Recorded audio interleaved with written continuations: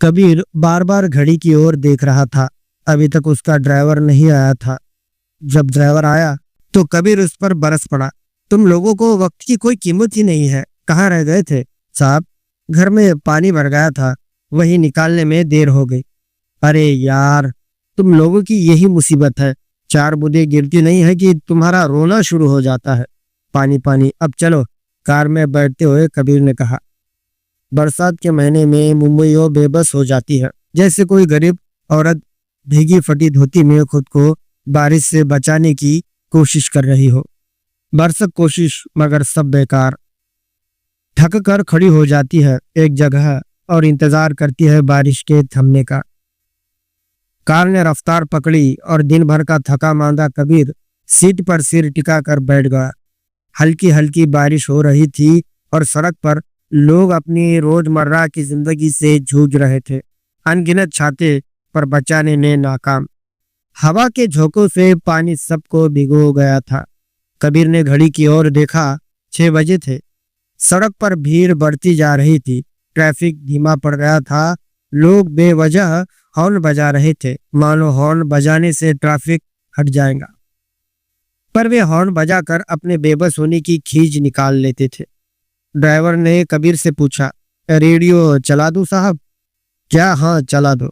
लगता है कि आज घर पहुंचने में काफी देर हो जाएगी।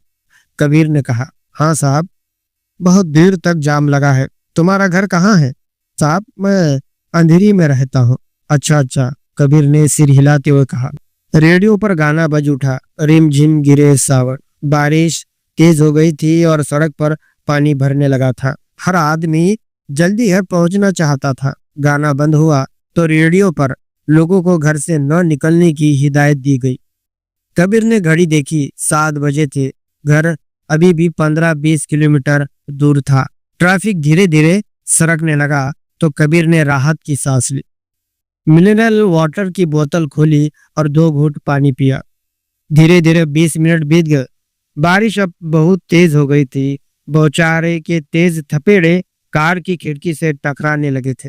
सड़क पर पानी का लेवल बढ़ता ही जा रहा था। बाहर सब धुंधला हो गया था। सामने विंडशील्ड पर जब वाइपर गुजरता तो थोड़ा बहुत दिखाई देता। हाहाकार सा मचा हुआ था। सड़क ने जैसे नदी का रूप ले लिया था। साहब, पानी बहुत बढ़ गया है, हमें कार से बाहर निकल जाना चाहिए। क्या बात कर रहे हो? बाहर हालत देखी है? हाँ साहब, पर अब पानी कार से अंदर आने लगा है। कबीर ने नीचे देखा तो उसके जूते पानी में डूबे हुए थे। उसने इधर उधर देखा, वो चारा में था। वह फिर भी कुछ देर बैठा रहा। साहब चलिए, वरना दरवाजा खुलना भी मुश्किल हो जाएगा। हाँ चलो। कबीर ने दरवाजा खोला ही था कि तेज बारिश की थपेड़े मुंह पर लगी। उसकी बेशकीमती घड़ी और सूट तरबतर हो गए। उसने चश्मा निकालकर सिर झटका और चश्मा पोंछा। साहब, छाता ले लीजिए, ड्राइवर ने कहा। नहीं, रहने दो, कहते हुए कबीर ने चारों ओर देखा। सारा शहर पानी में डूबा हुआ था। कचरा चारों ओर तैर रहा था। इस रास्ते से गुजरते हुए उसने न जाने कितने लोगों को सोच करते देखा था, और आज वो उसी पानी में खड़ा है। उसे उबकाई सी आने लगी थी। इसी सोच में डूबा कबीर जैसे कदम बढ़ाने ही भूल गया था। साहब चलिए, ड्राइवर ने कहा। कबीर ने कभी ऐसी हालत का सामना नहीं किया था। उसके बंगले की खिड़की से तो बारिश हमेशा खूबसूरत ही लगी थी। कबीर धीरे धीरे पानी को चीरता हुआ आगे बढ़ने लगा। कदम बहुत भारी लग रहे थे। चारों ओर लोग ही लोग घबराए हुए अपना घर बचाते सामान उठाए। एक माँ चीख चीख कर बिफरी सी हालत में इधर उधर भाग रही थी। उसका बच्चा कहीं खो गया था। उसे अब न बारिश की परवाह थी, न अपनी जान की। कबीर ने ड्राइवर की तरफ देखा। साहब, हर साल यही होता है। किसी का बच्चा, किसी की माँ ले जाती है ये बारिश। ये खुले नाले, मेन होल, क्या करे? कहकर कबीर ने कदम आगे बढ़ाया तो मानो पैर के नीचे जमीन ही नहीं थी, और जब पैर जमीन पर पड़ा तो उसकी चीख निकल गई। साहब, ड्राइवर भी चीख उठा और कबीर का हाथ थाम लिया।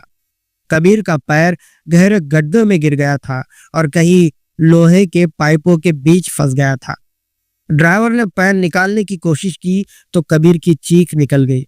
शायद हड्डी टूट गई थी। साहब, आप घबराइए मत, ड्राइवर ने हिम्मत बंधाते हुए कहा। मेरा घर नजदीक ही है, मैं अभी किसी को लेकर आता हूँ। कबीर बहुत ज्यादा तकलीफ में उसी गंदे पानी में गर्दन तक डूबा बैठा रहा।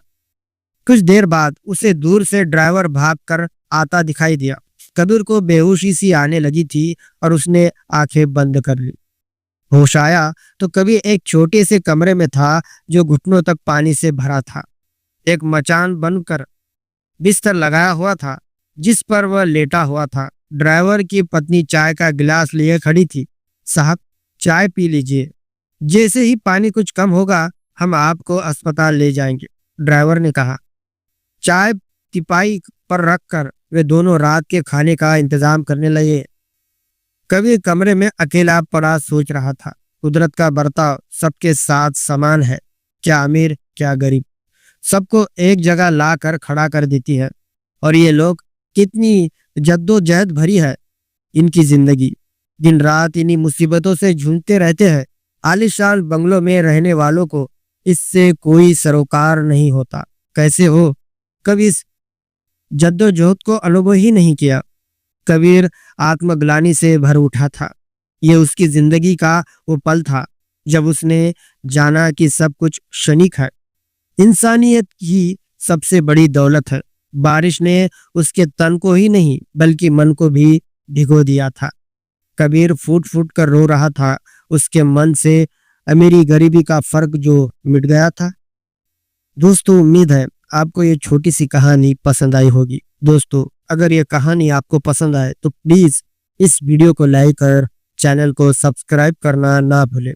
दोस्तों, ये कहानी पूरी तरह से काल्पनिक है। ये कहानी सिर्फ आपके मनोरंजन के लिए बनाई गई है। धन्यवाद।